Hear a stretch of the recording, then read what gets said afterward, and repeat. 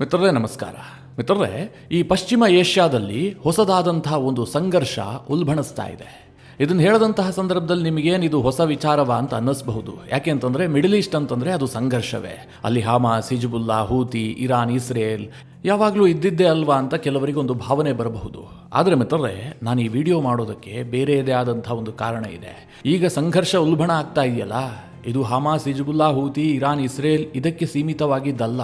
ಇದು ಎರಡು ದೊಡ್ಡ ಶಕ್ತಿಗಳ ನಡುವೆ ಉಂಟಾಗಿರುವಂತಹ ಸಂಘರ್ಷ. ಅದಕ್ಕಿಂತ ಮುಖ್ಯವಾಗಿ ಹೇಳಬೇಕು ಅಂತಂದರೆ ಇದು ಒಂದಲ್ಲ ಒಂದು ರೀತಿಯಲ್ಲಿ ಭಾರತಕ್ಕೆ ಬಂದು ತಾಕಿಕೊಳ್ತಾ ಇದೆ, ಭಾರತಕ್ಕೆ ರಿಲೇಟ್ ಆಗ್ತಾ ಇದೆ. ಭಾರತದ ಹಿಂದೂಗಳ ದೇವಸ್ಥಾನ ಇದೆಲ್ಲವೂ ಕೂಡ ಸಂಘರ್ಷದ ಟಾಪಿಕ್ ಆಗ್ತಾ ಇದೆ. ಹೀಗೆ ಒಗಟೊಗಟಾಗಿ ಹೇಳಿದ್ರೆ ನಿಮಗೇನು ಅರ್ಥ ಆಗ್ಲಿಕ್ಕಿಲ್ಲ. ಇದ್ರ ಬಗ್ಗೆ ಸ್ವಲ್ಪ ಬಿಡಿಸಿ ಹೇಳ್ತೀನಿ. ಬಹಳ ಇಂಟ್ರೆಸ್ಟಿಂಗ್ ಆದಂತಹ ವಿಚಾರ ಇದು. UAE ಮತ್ತು ಸೌದಿ ಅರೇಬಿಯಾದ ನಡುವಿನ ಸಂಘರ್ಷಕ್ಕೆ ಸಂಬಂಧಪಟ್ಟಂತಹ ವಿಚಾರ. UAEಯನ್ನ ಭಾರತದೊಂದಿಗೆ ಲಿಂಕ್ ಮಾಡಿ ಸೌದಿ ಅರೇಬಿಯಾ ಟೀಕೆ ಮಾಡ್ತಾ ಇದೆ. ಸೌದಿ ಅರೇಬಿಯಾದ ಸೋಷಿಯಲ್ ಮೀಡಿಯಾದಲ್ಲಿ UAEಯನ್ನ ಹಿಂದೂಗಳಿಗೆ ಹೋಲಿಸಲಾಗ್ತಾ ಇದೆ. ಇದೆಲ್ಲದಕ್ಕೂ ಸಹ ಒಂದು ಬಲವಾದಂತಹ ಕಾರಣ ಇದೆ. ಭವಿಷ್ಯದಲ್ಲಿ ಇದು ಭಾರಿ ಡೆವಲಪ್ ಆಗುವಂತಹ ವಿಚಾರವೂ ಕೂಡ ಹೌದು. ಹೀಗಾಗಿ ನಿಮಗೆ ಈ ವಿಡಿಯೋದಲ್ಲಿ ಇದರ ಬಗ್ಗೆ ಸಾಕಷ್ಟು ಡೀಟೇಲ್ ಆಗಿ ಮಾಹಿತಿ ಕೊಡುವಂತಹ ಪ್ರಯತ್ನ ಮಾಡ್ತೀನಿ. ನೀವು ಈ ವಿಡಿಯೋನ ಕೊನೆವರೆಗೂ ಮಿಸ್ ಮಾಡದೆ ನೋಡಿ. ಮಿತ್ರರೇ, ಈ ವಿಷಯವನ್ನು ನಿಮಗೆ ತಿಳಿಸಬೇಕು ಅಂತ ನಾನು ಅಂದುಕೊಂಡಿದ್ದೆ ಈ ಒಂದು ಟ್ವೀಟ್ನ ಕಾರಣದಿಂದಾಗಿ. ಈ ಟ್ವೀಟ್ ಮಾಡಿದ್ದು ಯಾರು ಕೇಳಿದ್ರೆ ಅಮ್ಜಾದ್ ತಾಹಾ ಅನ್ನುವಂಥ ವ್ಯಕ್ತಿ. ಇವರನ್ನ ನಾನು ಬಹಳ ಟೈಮ್ನಿಂದ ಫಾಲೋ ಮಾಡ್ತಾ ಇದ್ದೀನಿ. ಇವರು UAE ಮೂಲದ ಬರಹಗಾರ, ಸಂಶೋಧಕ, ಒಂದು ರೀತಿಯಲ್ಲಿ ಹೇಳಬೇಕು ಅಂತಂದ್ರೆ ರ್ಯಾಷನಲಿಸ್ಟ್. ಅಂದ್ರೆ ನೀವು ಭಾರತದಲ್ಲಿದ್ದಾರಲ್ಲ ರ್ಯಾಷನಲಿಸ್ಟ್, ಬುದ್ಧಿಜೀವಿಗಳು, ಅವ್ರ ರೀತಿ ಅಂತ ಅಂದುಕೊಳ್ಬೇಡಿ. ಈ ಅಮ್ಜಾದ್ ತಾಹಾ ಇತ್ತೀಚೆಗೆ ಒಂದು ಟ್ವೀಟ್ ಮಾಡ್ತಾರೆ, ಅದು ಕೂಡ ಭಾರತಕ್ಕೆ ಸಂಬಂಧಪಟ್ಟಂತೆ. ಅದೇನು ಅಂತ ಮೊದಲಿಗೆ ಹೇಳ್ಬಿಡ್ತೀನಿ, ಅನಂತರ ಅದರ ಹಿನ್ನೆಲೆ ಏನು, ಯಾಕೋಸ್ಕರವಾಗಿ ಭಾರತದ ವಿಚಾರ UAE ಮತ್ತು ಸೌದಿಯ ನಡುವೆ ಚರ್ಚೆಗೆ ಕಾರಣವಾಗಿದೆ, ಅದ್ರ ಬಗ್ಗೆನೂ ಕೂಡ ನಿಮಗೆ ತಿಳಿಸ್ಕೊಡ್ತೀನಿ. ಅಮ್ಜಾದ್ ತಾಹಾ ತನ್ನ ಟ್ವಿಟರ್ನಲ್ಲಿ ಬರೆದಿರುವಂತಹ ಸಾಲುಗಳನ್ನು ಯಥಾವತ್ತಾಗಿ ಕನ್ನಡದಲ್ಲಿ ಹೇಳುವಂತಹ ಪ್ರಯತ್ನ ಮಾಡ್ತೀನಿ. ಸೌದಿಯ ಆನ್ಲೈನ್ ಟ್ರೋಲರ್ಸ್ಗಳು UAEಯ ನಾಗರಿಕರನ್ನ ಭಾರತೀಯರು ಎಂದು ಅವಮಾನಿಸುವ ರೀತಿಯಲ್ಲಿ ಕರೆಯುತ್ತಿದ್ದಾರೆ. ಹಿಂದೂ ದೇವಾಲಯದ ಅಸ್ತಿತ್ವವನ್ನ ಹಾಸ್ಯ ಮಾಡುತ್ತಾ ಅವರು ಈ ಪದಗಳನ್ನು ಬಳಸ್ತಾ ಇದ್ದಾರೆ. ಒಂದು ವಿಷಯ ಸ್ಪಷ್ಟವಾಗಿರಲಿ, ನಮ್ಮನ್ನ ಭಾರತೀಯರು ಎಂದು ಕರೆಯುವುದು ಯಾವುದೇ ಅವಮಾನವಲ್ಲ. ಭಾರತ ಮತ್ತು ಭಾರತೀಯ ಜನತೆ ಮಾನವ ಇತಿಹಾಸದ ಅತ್ಯಂತ ಮಹಾನ್ ನಾಗರಿಕತೆಗಳಲ್ಲಿ ಒಂದಾಗಿದೆ. ಅನೇಕ ಆಧುನಿಕ ರಾಷ್ಟ್ರಗಳು ಅಸ್ತಿತ್ವಕ್ಕೆ ಬರೋದಕ್ಕೆ ಮುಂಚಿತವಾಗಿಯೇ ಜಗತ್ತಿಗೆ ಗಣಿತ, ತತ್ವಶಾಸ್ತ್ರ, ವೈದ್ಯಕೀಯ ಮತ್ತು ಆಧ್ಯಾತ್ಮಿಕ ಅಳತೆಯನ್ನು ನೀಡಿದ ನಾಗರಿಕತೆ ಅದು.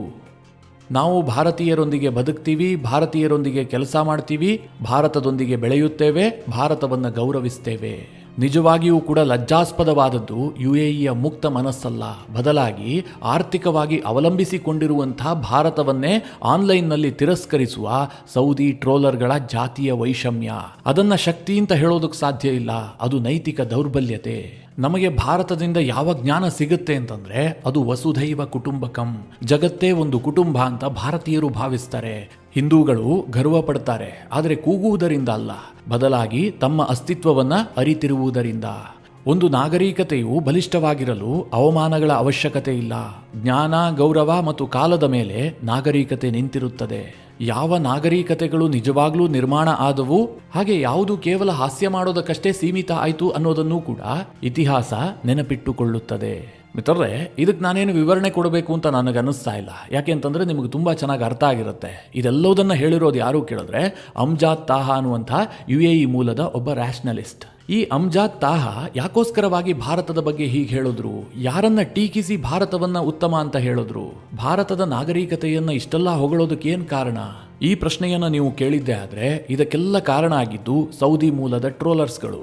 ಸದ್ಯ ಸೌದಿ ಮೂಲದ ಕೆಲ ಟ್ರೋಲರ್ಸ್ಗಳು UAE ಮತ್ತು UAE ಜನರನ್ನ ವಿಪರೀತವಾಗಿ ಟೀಕೆ ಮಾಡ್ತಾ ಇದ್ದಾರೆ. ಮುಖ್ಯವಾಗಿ ಹಿಂದೂಗಳಿಗೆ ಹೋಲಿಸಿ ಮಾತನಾಡ್ತಾ ಇದ್ದಾರೆ.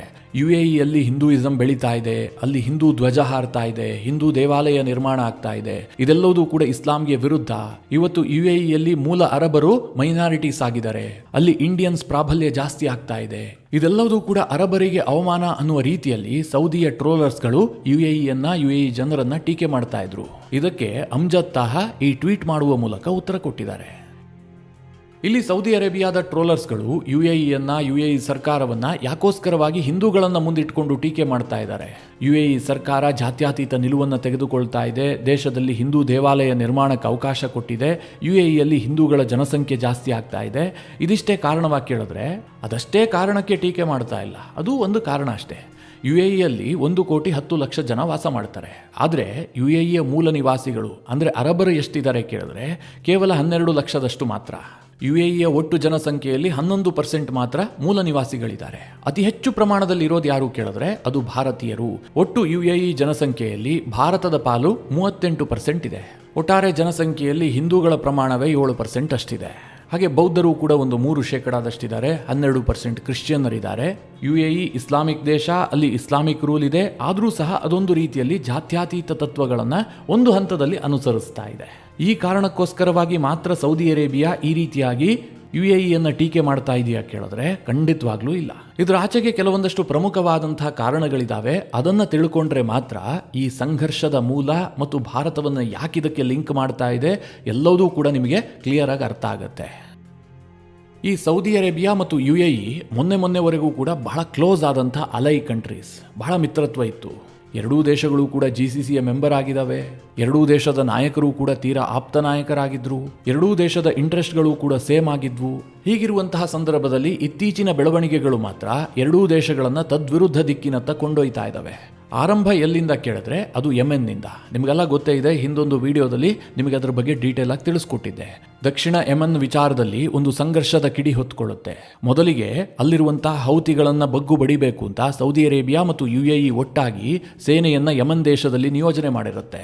ಆದರೆ ನಂತರದಲ್ಲಿ ಏನಾಗುತ್ತೆ ಕೇಳಿದ್ರೆ UAE ದಕ್ಷಿಣ ಯೆಮೆನ್ನಲ್ಲಿ ಆಕ್ಟಿವ್ ಆಗಿದ್ದಂತಹ ಸಪರೇಟಿಸ್ಟ್ ಗುಂಪಿಗೆ ಸಪೋರ್ಟ್ ಮಾಡೋದಕ್ಕೆ ಶುರು ಮಾಡುತ್ತೆ. ಒಂದು ಸಪರೇಟ್ ದೇಶ ನಿರ್ಮಾಣ ಮಾಡೋದಕ್ಕೆ UAE ಯತ್ನ ಮಾಡುತ್ತೆ. ಪ್ರತ್ಯೇಕವಾದಿಗಳಿಗೆ ಶಸ್ತ್ರಾಸ್ತ್ರವನ್ನು ಪೂರೈಕೆ ಮಾಡೋದಕ್ಕೆ ನಿಂತ್ಕೊಳ್ಳುತ್ತೆ. ಅದಕ್ಕೆ ವಿರುದ್ಧವಾಗಿ ಸೌದಿ ಯೆಮೆನ್ನಲ್ಲಿದ್ದಂತಹ ಅಂತಾರಾಷ್ಟ್ರೀಯ ಮಾನ್ಯತೆ ಪಡೆದಂತಹ ಸರ್ಕಾರಕ್ಕೆ ಸಪೋರ್ಟ್ ಮಾಡುತ್ತೆ. ಅದೇ ಯೆಮೆನ್ನಲ್ಲಿ ಆಳ್ವಿಕೆ ನಡೆಸಬೇಕು ಅಂತ ಸೌದಿ ಅರೇಬಿಯಾ ಬಯಸುತ್ತೆ. ಇದು ಮಿತ್ರರೇ ಸಂಘರ್ಷ ಯಾವ ಹಂತಕ್ಕೆ ಹೋಗುತ್ತೆ ಅಂತಂದ್ರೆ 2025ರ ಅಂತ್ಯದಲ್ಲಿ ಯೆಮೆನ್ಗೆ UAE ಕಳುಹಿಸಿದ್ದಂತಹ ಶಿಪ್ಮೆಂಟ್ ಮೇಲೆ ಸೌದಿ ಅರೇಬಿಯಾ ಏರ್ ಸ್ಟ್ರೈಕ್ ಮಾಡುತ್ತೆ. ಅಷ್ಟು ಮಾತ್ರ ಅಲ್ಲ, UAE ದೇಶಕ್ಕೆ 24 ಗಂಟೆಗಳ ಕಾಲಾವಕಾಶವನ್ನು ಸೌದಿ ಅರೇಬಿಯಾ ಕೊಡುತ್ತೆ. ಅಷ್ಟರ ಒಳಗಾಗಿ ದಕ್ಷಿಣ ಯೆಮೆನ್ನಿಂದ ನೀವು ಜಾಗ ಖಾಲಿ ಮಾಡಬೇಕು. ಸಪರೇಟಿಸ್ಟ್ ಗುಂಪಿಗೆ ಯಾವುದೇ ರೀತಿಯಲ್ಲೂ ಬೆಂಬಲ ಕೊಡಬಾರದು. ಇದು ಸೌದಿ ಕಡೆಯಿಂದ ಕಟ್ಟ ಕಡೆಯ ಎಚ್ಚರಿಕೆ ಅಂತ ಹೇಳಿ UAEಗೆ ಸೌದಿ ಧಮಕಿ ಹಾಕುತ್ತೆ. ಈ ವಿಚಾರದಲ್ಲಿ UAE ಹಿಂದೆ ಸರಿಯುತ್ತೆ. ಸೌದಿಗೆ ಜಯ ಸಿಗುತ್ತೆ. ಸೌದಿ ಅರೇಬಿಯಾ ಟೋಟಲ್ ಯೆಮೆನ್ನ ಕಂಟ್ರೋಲನ್ನು ತನ್ನ ಕೈಲೇ ಇಟ್ಕೊಳ್ಳುತ್ತೆ. ಅಂದರೆ ಅಲ್ಲಿರುವಂತಹ ಅಂತಾರಾಷ್ಟ್ರೀಯ ಮಾನ್ಯತೆ ಇರುವಂತಹ ಸರ್ಕಾರವೇ ಯೆಮೆನ್ನಲ್ಲಿ ಉಳ್ಕೊಳ್ಳುತ್ತೆ. ಆದರೆ ಈ ಸಂಘರ್ಷ ಇಷ್ಟಕ್ಕೆ ಮಾತ್ರ ನಿಂತಿಲ್ಲ, ಇದಿನ್ನೂ ಕೂಡ ವಿಸ್ತರಣೆಯಾಗಿದೆ. ಉದಾಹರಣೆಗೆ ಹೇಳಬೇಕು ಅಂತಂದರೆ ಸುಡಾನ್ ವಿಚಾರದಲ್ಲೂ ಕೂಡ ಸೌದಿ ಮತ್ತು UAE ಪರಸ್ಪರ ವಿರುದ್ಧವಾಗಿದೆ. ಅಲ್ಲಿರುವಂತಹ ಸಪರೇಟಿಸ್ಟ್ಗಳಿಗೆ UAE ಬೆಂಬಲ ಕೊಡ್ತಾ ಇದೆ. ಸುಡಾನ್ ಆರ್ಮಿಗೆ ಸೌದಿ ಅರೇಬಿಯಾ ಬೆಂಬಲ ಕೊಡ್ತಾ ಇದೆ. ಹಾಗೆ ಸಿರಿಯಾ ವಿಚಾರದಲ್ಲೂ ಕೂಡ ಎರಡೂ ದೇಶಗಳು ಪರಸ್ಪರ ವಿರುದ್ಧ ದಿಕ್ಕನ್ನೇ ಆಯ್ಕೆ ಮಾಡಿಕೊಂಡಿದ್ದಾವೆ. ಸೌದಿಯ ಮೊಹಮ್ಮದ್ ಬಿನ್ ಸಲ್ಮಾನ್ ಸಿರಿಯಾದ ಅಹಮದ್ ಅಲ್ ಶರಾ ಸರ್ಕಾರಕ್ಕೆ ಬೆಂಬಲವಾಗಿ ನಿಂತುಕೊಂಡಿದ್ದಾರೆ. ಅಮೆರಿಕ ಮತ್ತು ಸಿರಿಯಾದ ನಡುವೆ ಕೊಂಡಿಯಾಗಿ ಕೆಲಸ ಮಾಡ್ತಾ ಇದ್ದಾರೆ. ಆದರೆ UAE ಅದೇ ಸಿರಿಯಾದ ದಕ್ಷಿಣದಲ್ಲಿರುವಂತಹ ಒಂದು ಪ್ರತ್ಯೇಕವಾದಿ ಗುಂಪಿಗೆ ಸಪೋರ್ಟಿವ್ ಆಗಿ ನಿಂತುಕೊಂಡಿದೆ. ಹಾಗೆ ಸೊಮಾಲಿಯಾ ವಿಚಾರದಲ್ಲೂ ಕೂಡ ಎರಡೂ ದೇಶಗಳು ಕೂಡ ವಿರೋಧಾಭಾಸವನ್ನು ಹೊಂದಿದ್ದಾವೆ. ಅಲ್ಲಿರುವಂತಹ ಅಧಿಕೃತ ಸರ್ಕಾರಕ್ಕೆ ಸೌದಿ ಅರೇಬಿಯಾ ಬೆಂಬಲ ಕೊಟ್ಟರೆ ಸೊಮಾಲಿ ಲ್ಯಾಂಡ್ಗೆ UAE ಬೆಂಬಲ ಕೊಡ್ತಾ ಇದೆ. ಒಳಗೊಳಗೆ ಒಂದು ಡೀಲ್ ಕೂಡ ಮಾಡಿಕೊಂಡಿದೆ ಎನ್ನುವಂತಹ ಸುದ್ದಿಗಳಿದ್ದಾವೆ. ಇನ್ನು ಇಸ್ರೇಲ್ ವಿಚಾರ ನಿಮಗೆಲ್ಲ ಗೊತ್ತೇ ಇದೆ. UAE ಈಗಾಗಲೇ ಇಸ್ರೇಲ್ಗೆ ಮಾನ್ಯತೆಯನ್ನು ಕೊಟ್ಟಿದೆ. ಇಸ್ರೇಲ್ ಜೊತೆಗೆ ಉತ್ತಮ ಸಂಬಂಧವನ್ನು ಇಟ್ಟುಕೊಂಡಿದೆ.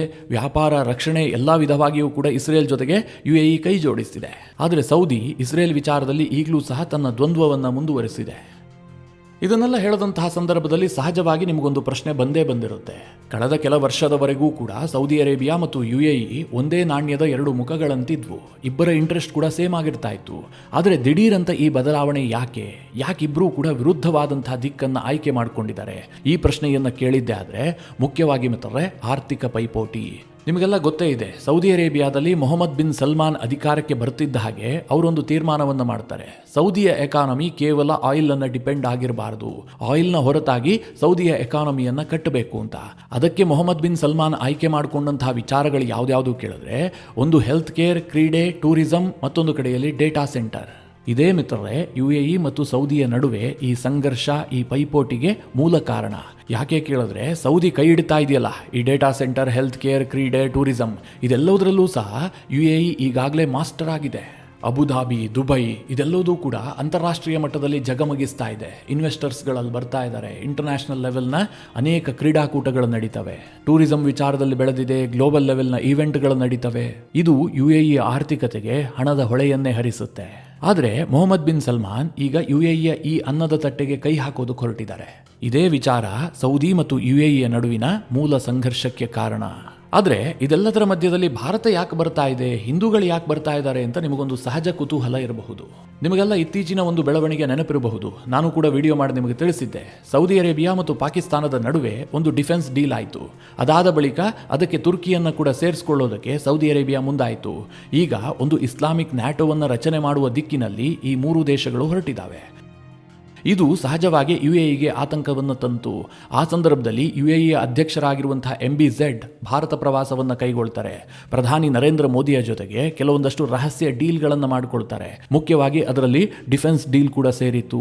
ಭಾರತದ ಶಸ್ತ್ರಾಸ್ತ್ರ ಖರೀದಿ, ಸೈನಿಕ ಸಹಕಾರ, ಇದೇ ರೀತಿಯಾಗಿ ಅನೇಕ ವಿಧವಾದಂತಹ ಒಪ್ಪಂದಗಳನ್ನು UAE ಮಾಡಿಕೊಳ್ತು. ಒಂದು ಹಂತದಲ್ಲಿ ಹೇಳಬೇಕು ಅಂತಂದರೆ ಭಾರತ UAEಯ ಬೆನ್ನಿಗೆ ಬಹಳ ಗಟ್ಟಿಯಾಗಿ ನಿಂತುಕೊಂಡಿದೆ. ಇದು ಸೌದಿ ಅರೇಬಿಯಾಗೆ ಅಷ್ಟು ಇಷ್ಟ ಆಗ್ತಾ ಇಲ್ಲ. ಯಾಕೆ ಅಂತಂದರೆ ಭಾರತ ಒಂದು ಆರ್ಥಿಕವಾಗಿ ದೊಡ್ಡ ಶಕ್ತಿ, ಸೈನಿಕವಾಗಿಯೂ ಕೂಡ ಹೌದು. ಅಂತಹ ಭಾರತ UAEಯ ಜೊತೆಗೆ ಕೈ ಜೋಡಿಸಿದ್ದೇ ಆದರೆ ಅದು ಸೌದಿಗೆ ಸಹಜವಾಗಿ ಹಿನ್ನಡೆ. ಜೊತೆಗೆ UAEಯನ್ನು ಬಿಲ್ಡ್ ಮಾಡುವಲ್ಲಿ ಭಾರತೀಯರ ಪಾತ್ರ ಬಹಳ ದೊಡ್ಡದಾಗಿದೆ. ಭಾರತದ ವ್ಯಾಪಾರವೂ ಕೂಡ UAEಗೆ ಬಹಳ ನಿರ್ಣಾಯಕವಾಗಿದೆ. ನಾನು ಈ ಹಿಂದಿನ ವಿಡಿಯೋದಲ್ಲೂ ಕೂಡ ನಿಮಗೆ ಹೇಳಿದ್ದೀನಿ, ಭಾರತ ಮತ್ತು GCC ದೇಶಗಳ ನಡುವೆ ಈ ಫ್ರೀ ಟ್ರೇಡ್ ಡೀಲ್ ನೆಗೋಸಿಯೇಷನ್ ಆರಂಭಗೊಂಡಿದೆಯಲ್ಲ, ಆ ವಿಡಿಯೋ ಮಾಡಿದಂತಹ ಸಂದರ್ಭದಲ್ಲೂ ಕೂಡ ಇದೆಲ್ಲದರ ಬಗ್ಗೆ ಮಾಹಿತಿ ಕೊಟ್ಟಿದ್ದೀನಿ.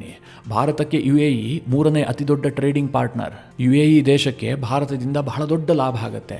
ಇದನ್ನೆಲ್ಲ ಗಮನಿಸ್ತಾ ಇರುವಂತಹ ಸೌದಿಯ ಟ್ರೋಲರ್ಸ್ಗಳು UAE ಮತ್ತು ಭಾರತದ ನಡುವೆ ಈ ಹಿಂದುತ್ವದ ವಿಚಾರವನ್ನು ತಂದು ಡಿವೈಡ್ ಮಾಡುವಂತಹ ಪ್ರಯತ್ನ ಮಾಡ್ತಾ ಇದ್ದಾರೆ.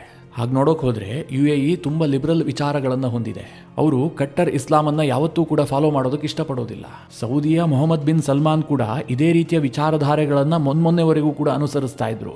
ಆದರೆ ದಿಢೀರಾಗಿ ಮೊಹಮ್ಮದ್ ಬಿನ್ ಸಲ್ಮಾನ್ ವಿಚಾರಧಾರೆಗಳಲ್ಲಿ ಬದಲಾವಣೆ ಆದಂತೆ ಕಂಡು ಬರ್ತಾ ಇದೆ.